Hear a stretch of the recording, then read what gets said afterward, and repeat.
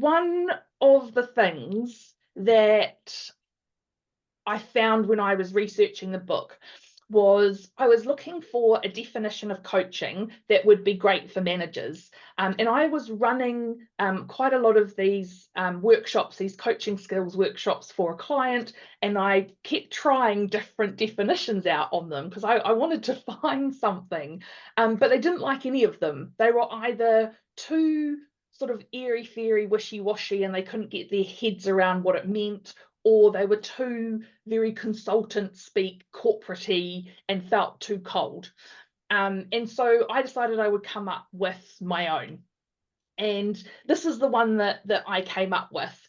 And there really are three sort of big parts to this. The first one is about the quality of your attention that you're giving to someone when you're using coaching skills, when you're using that coaching approach with them.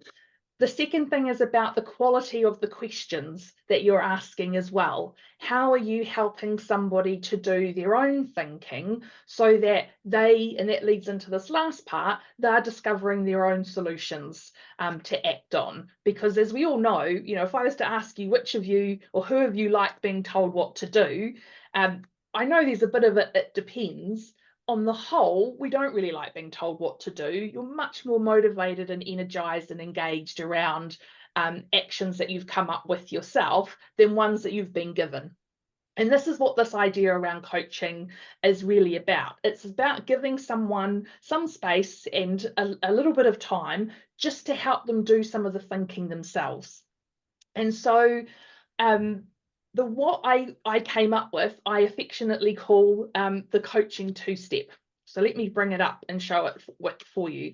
I wanted something for managers that would really be simple and easy to hold in their minds because they have got so much going on, and also something that was really clear to explain what do we mean by coaching so that when you're in the moment, you can choose to do this really quickly. I often contrast coaching with mentoring because the way I talk about mentoring is very much I'm sharing all of my experience with you. So I'm telling you my advice, my opinions, my thoughts on things. And as someone who might be a manager managing others or in other relationships that you've got in your life, this is something that you probably do quite naturally. I know a lot of the participants on my workshops and myself even, when someone comes to us with a problem, the first thing we want to do is jump in and fix it. And usually that means telling them what we think the solution should be in that moment.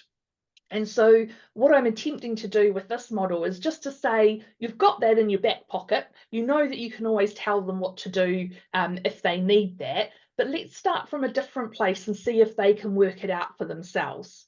And so attention, and actually let me just bring up, I think you can see it right down here at the bottom of the screen. This is always your starting point when it comes to using that coaching approach. And I deliberately use attention here rather than listening. And it's for this reason. I think it's quite easy to sort of say that you're listening to someone while, you might be on the phone kind of doing bits and pieces on there going, yep, I'm listening, keep talking, keep talking. I came across a researcher called Dr. Amishi Jha, and she wrote a book called Peak Mind. And she talks about attention like having a torch, or she says flashlight because she's a American. And if you imagine that your attention is like a torch, you can only shine that light on one thing at a time.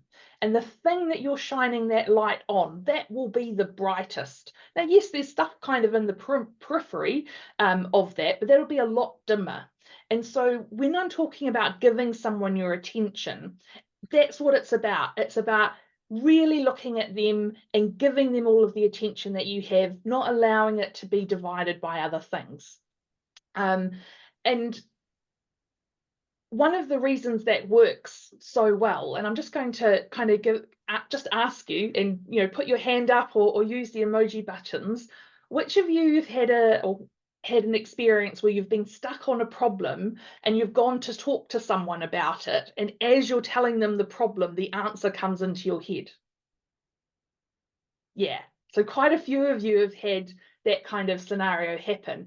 And part of the reason for that is, one, that you're getting to say it out loud, but the second is that the friend that you've gone to talk to, they are giving you their attention. They're not still typing away or doing something else. They give you all of their attention. They're listening to you while you talk out loud, and then often the answer will just pop into your head as a result of that.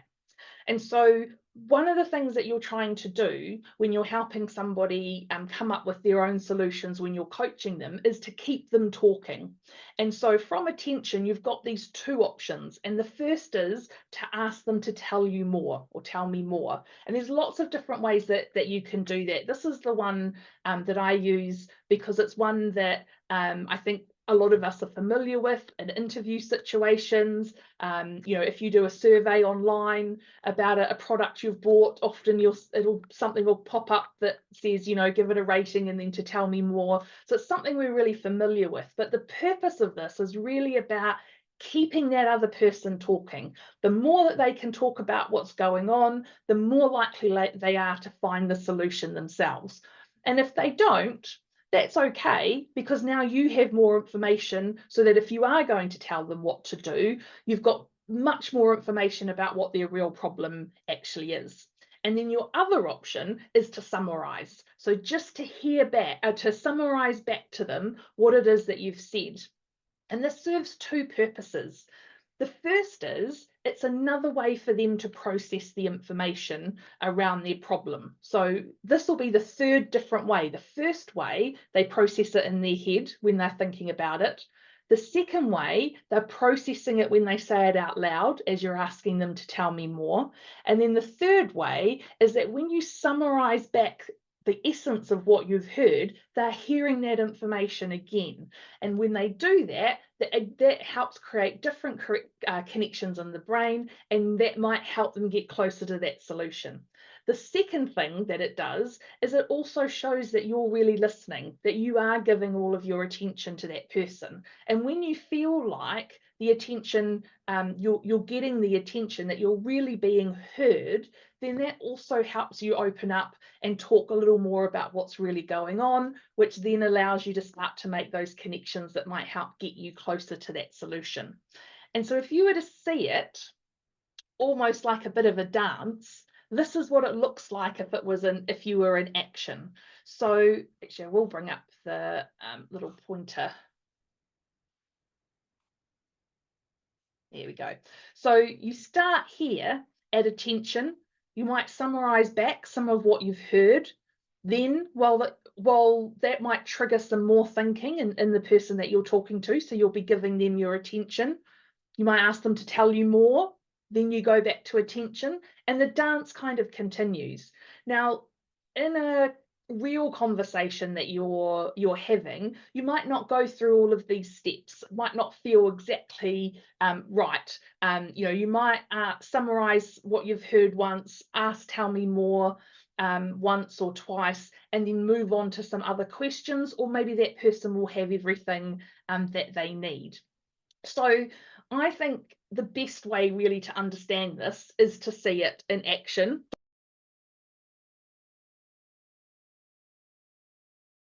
What's on your mind? So I love what I do. I take a lot of pride in where I've gotten to in my career. But what I often do is focus on my technical skills. Sometimes I feel, not that I'm lacking, but I'm not as confident in supporting others, and maybe the more soft skill element, because I'll immediately go into, I need to be professional, I need to be a manager, rather than taking a step back and saying, we're all humans, we all have issues and concerns. So it's that softer, gentler approach to management, which I really want to talk about. So you want to develop a more gentle style? I think, it will involve building the relationship with them. So the more junior reports, knowing that they can trust me, that it's a flat structure, that they won't get in trouble if they ask me a question. I can be quite formal in my working style. So it's breaking down those barriers. But B, it's giving them the space. And because I I am quite confident in my abilities and my skills, and in terms of career, I fear that sometimes may scare them and they may think we can't go to her or she expects too much of us. So it's really maybe resetting with them to make them feel that they can come to me, and not only am I a colleague, but I can be a friend. Tell me more. I think it would be some one-to-one sessions where we'd, maybe not even in a work setting, we'd take a moment to go for a coffee outside of work to say, let's go from the beginning. What are your values? What are you interested in? What do you want to become in the next few years, and where do you want to get to? So they feel heard, and they feel that it's not only about delivering to the project outcomes or to the budget, but it's also about their own development. Tell me more about that.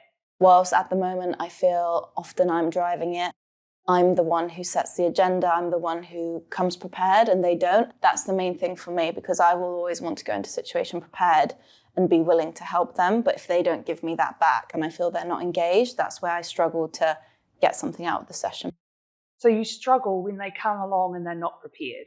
Yes, because it's the proactivity, and it feels that, again, there's not that element of trust that I would like, and that maybe, not as engaged with the job as I'd like, and it makes me immediately distrust them a bit and want to play up on that control, check in. Right.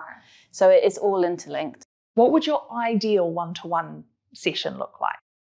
I think taking it out maybe of a very formal office setting or in a meeting room. So there's a couple of people who I work with that we'd be able to just meet up in the office and say, you know what, let's have a coffee, just chat about life, and then get into the work stuff. So what's going on in your life? What are you excited about?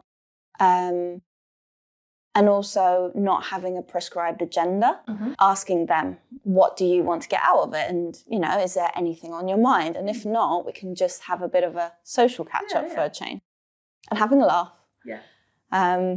Which again, I get so into my work that I often forget about the fun. So having a bit of a laugh with them, and just again, understanding what's going on in their life outside of all the nitty-gritty of work. Tell me more. Enabling them, that's the thing I think I struggle with a lot, because I feel I always have to lift others up and help them see that they have to be structured and come prepared. But enabling them to come to me, and me taking a step back and just listening. So I think it's that active listening.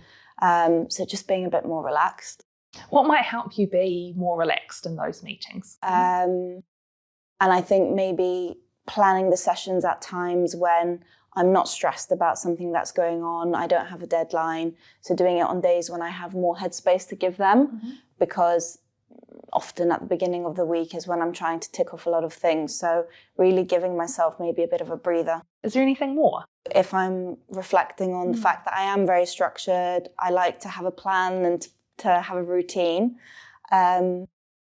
taking a step back and enabling the other person to come to me and to shape their own agenda and shape their own path is something, as a manager, I need to do more of, and just accept that sometimes there won't always be a plan, and we can just have a bit more of a free-flowing conversation. Amazing. Sounds like you've got a really good plan.